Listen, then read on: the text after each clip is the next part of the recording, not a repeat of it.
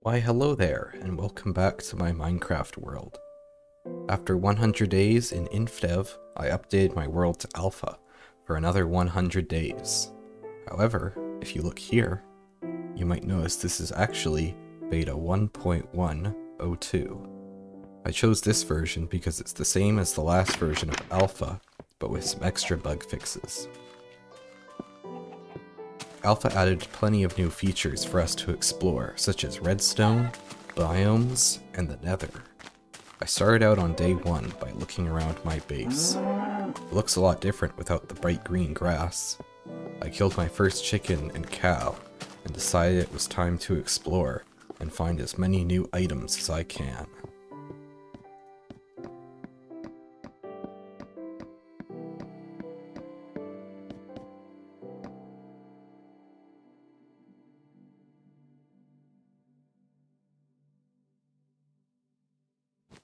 After a short journey, I found some new chunks which were in a snowy biome. Unfortunately, the ugly chunk borders will have a recurring presence in this world.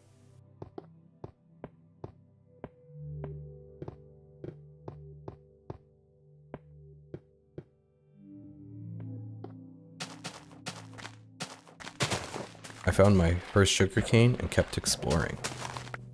I died to a skeleton creeper combo at the end of day 1, then spent day 2 equipping myself and went exploring again.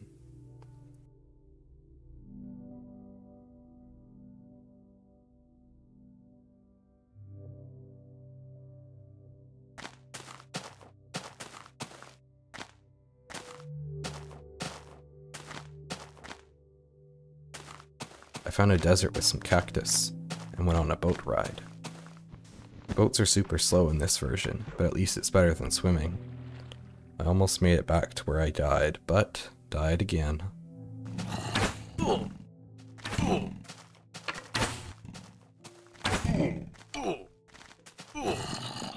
On day 3, I made it back and recovered all my items, then headed back home.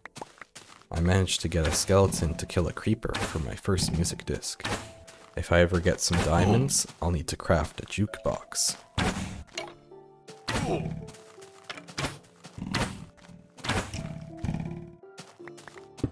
Once I made it back to base on day 4, I decided to go mining to get redstone and hopefully break the diamond curse.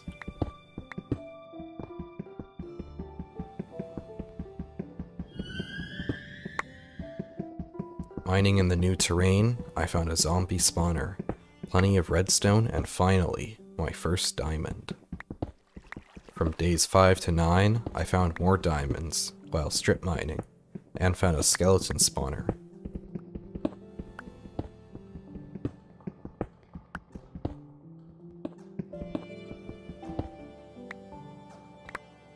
I crafted a diamond pickaxe and started mining obsidian. It is absurdly slow to mine obsidian this version.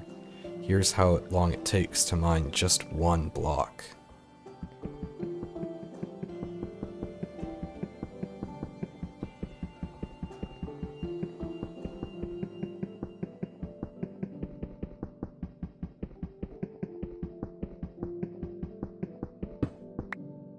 On day 10, I took my first trip into the nether. I didn't stay for long because the ghasts were super loud.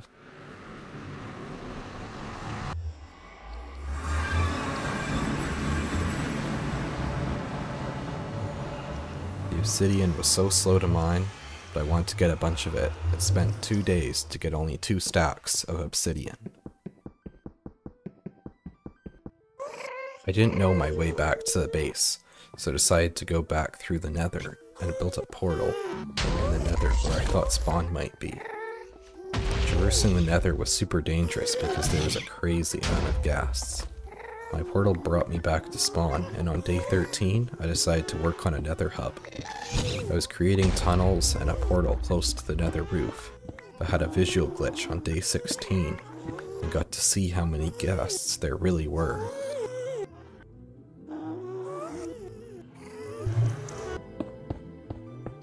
I linked up portals to the skeleton spawner, strip mine, spawn island, and built one in my base on the side of a mountain. On day 17, I brought all my items back from the mine, then started on a manual sugarcane farm by my house. I tried to make it look nice by building a fence around it and covering the water sources with slabs.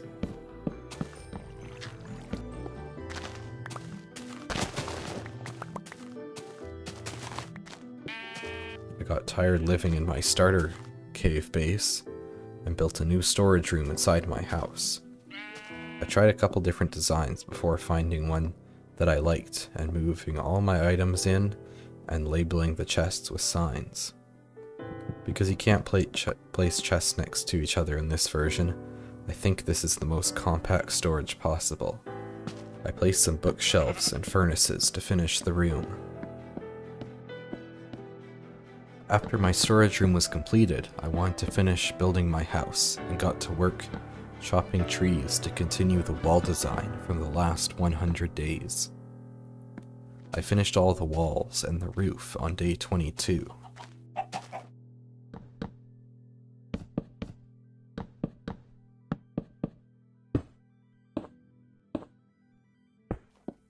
From day 23 to 28, I worked on the upstairs interior. I built myself an office and bedroom with a balcony. I crafted a jukebox and got more music discs from creepers. There's only 2 discs in this version, 13 and Cat.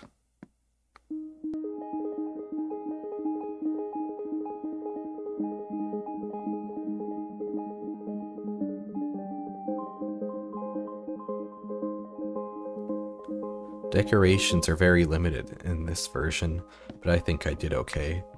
I had to use a whole lot of paintings. In one of the rooms downstairs I built a library, and with all these paintings around I knew I had to build a secret entrance somewhere. Behind one of the paintings in the library I placed an iron door. There isn't much redstone in this version, but I thought it was a great opportunity to use some. Pretty much all I get to work with is redstone dust and torches, plus the door and whatever I want to activate it with.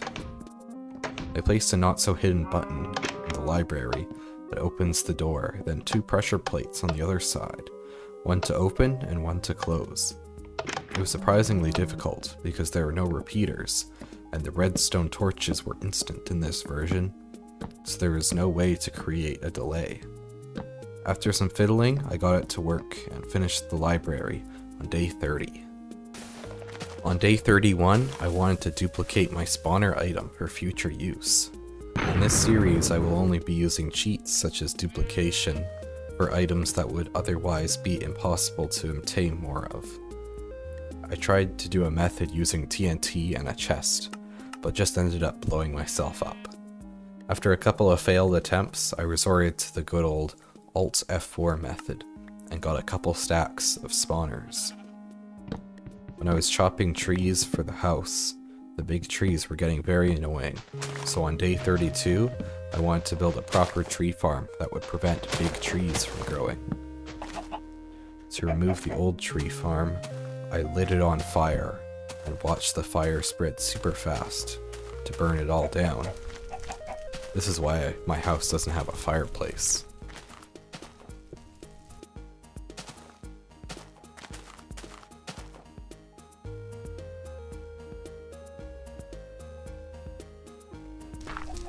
I used dirt to create a layout of the farm, and went for a really big shape. I had the idea to use glowstone to illuminate the farm, so went into the nether. As I was bombarded by ghasts, I found a patch of glowstone, but each block only dropped 1 dust, and I quickly changed my mind. I managed to escape the ghast with only half a heart, and upon using my crafting table, I discovered I needed 9 dust to craft a single glowstone block. Absolutely ridiculous.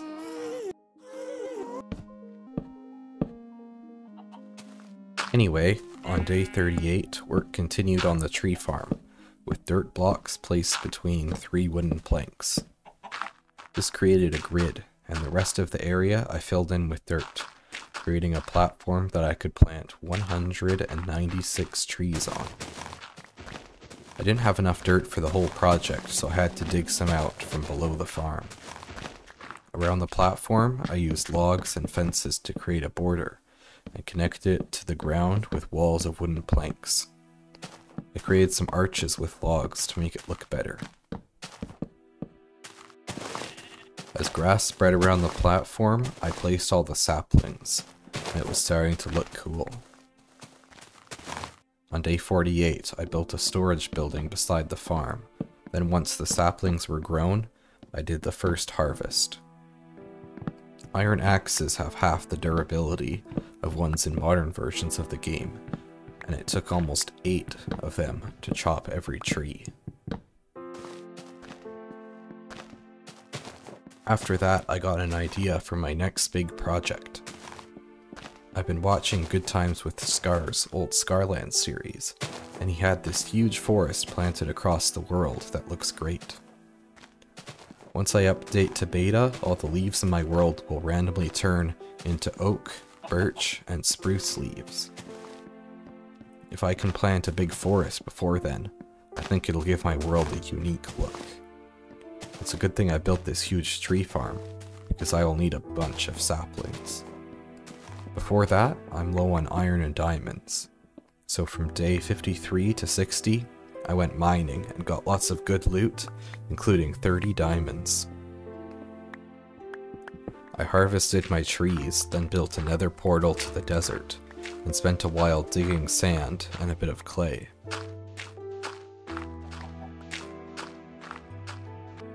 Back at the house, I smelted most of that sand into glass, and used it to finish the last room of my house. I turned it into a green area with plants and a rock with water pouring out. There's not a lot of plants in the game yet for me to plant, but I think it looks great. Besides the wizard tower, the house is now complete. I decided to leave the wizard tower for a later video, and went back to harvesting trees on day 72.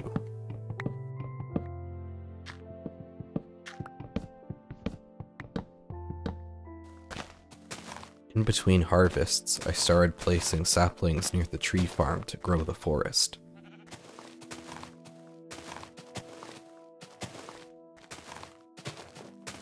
Using almost a full chest of saplings, I filled in a large area, but if I want to do more, I'll need to harvest a lot more trees.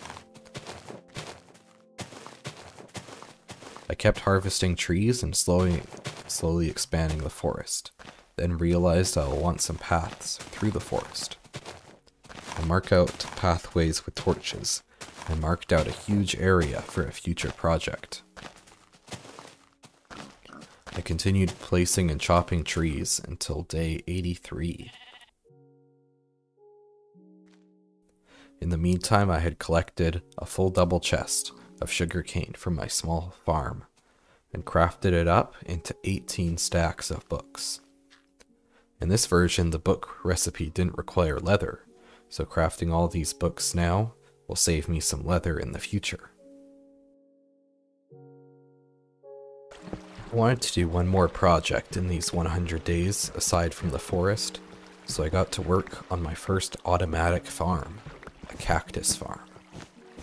It's a standard design using 64 cactus plants in a grid. Cactus farms haven't really changed since cactus was first added to the game, so this farm should still work even in the most modern versions. The only part of the farm that isn't automatic is the collection, because hoppers aren't in the game yet, but water streams all push all the items to a single block, making it easier for me to collect them. I made the farm expandable so I can easily add more layers if I want to. Around the collection area, I built a small factory-like building with chests inside. While messing around with the cactus, I accidentally discovered a glitch that allowed me to place cactus anywhere by placing it in water. I used this to place some weird cacti by the door as decoration. On day 90, I went back to harvesting trees, placing saplings, and also lighting up areas that I wouldn't be planting trees.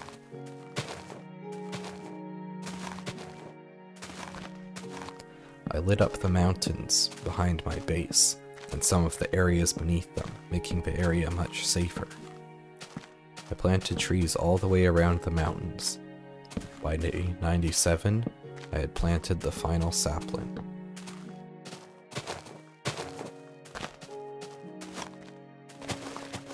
Days 98 to 99, I dug out an area for the new pathways to go while waiting for the last saplings to grow. For day 100, I just walked around my new forest admiring it, and went to the mountaintop to get a good view.